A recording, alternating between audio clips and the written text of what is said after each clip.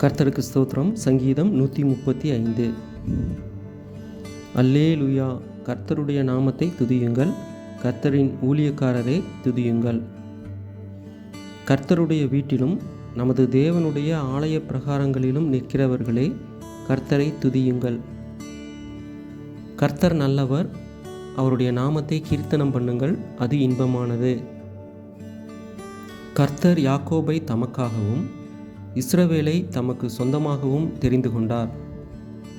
கர்த்தர் பெரியவர் என்றும் நம்முடைய ஆண்டவர் எல்லா தேவர்களுக்கும் மேலானவர் என்றும் நான் அறிவேன். வானத்திலும் பூமியிலும் சமுத்திரங்களிலும் எல்லா ஆழங்களிலும் கர்த்தர் தமக்கு சித்தமானதையெல்லாம் செய்கிறார். அவர் பூமியின் கடையாந்தரங்களிலிருந்து மேகங்களை எழும்ப பண்ணி மழையுடன் மின்னலையும் உண்டாக்கி காற்றை தமது பண்டக சாலைகளிலிருந்து புறப்பட பண்ணுகிறார். அவர் எகிப்திலே மனுஷருடைய தலைப்பிள்ளைகளையும் மிருகத்தின் தலை ஈற்றுகளையும் அடித்தார்.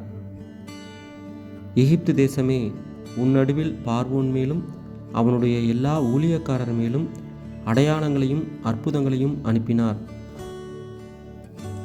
அவர் அநேகம் ஜாதிகளை அடித்து பலத்த ராஜாக்களை கொன்று எமோரியரின் ராஜாவாகிய சீகோனையும் பாசானின் ராஜாவாகிய ஓகையும் கானானின் சகல ராஜ்யங்களையும் அழித்து அவர்கள் தேசத்தை தம்முடைய ஜனமாகிய இஸ்ரவேலுக்கு சுதந்திரமாக கொடுத்தார். கர்த்தாவே, உம்முடைய நாமம் என்றைக்கும் உள்ளது. கர்த்தாவே, உம்முடைய பிரஸ்தாபம் தலைமுறை தலைமுறைக்கும் இருக்கும்.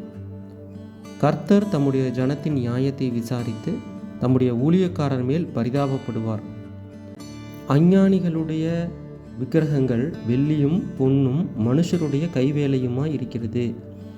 அவைகளுக்கு வாயிருந்தும் பேசாது, அவைகளுக்கு கண்களிலிருந்தும் காணாது, அவைகளுக்கு காதுகளிலிருந்தும் கேளாது, அவைகளுடைய வாயிலே சுவாசமும் இல்லை.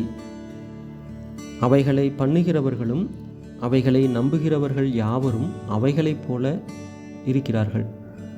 இஸ்ரவேல் குடும்பத்தாரே, கர்த்தரை ஸ்தோத்திரியுங்கள். ஆரோனின் குடும்பத்தாரே, கர்த்தரை ஸ்தோத்திரியுங்கள். லேவி குடும்பத்தாரே, கர்த்தரை ஸ்தோத்திரியுங்கள். கர்த்தருக்கு பயந்தவர்களே, கர்த்தரை ஸ்தோத்திரியுங்கள். எருசலேமில் வாசம் பண்ணுகிற கர்த்தருக்கு சீயோனிலிருந்து ஸ்தோத்திரம் உண்டாவதாக. அல்லேலூயா. ஆமென்.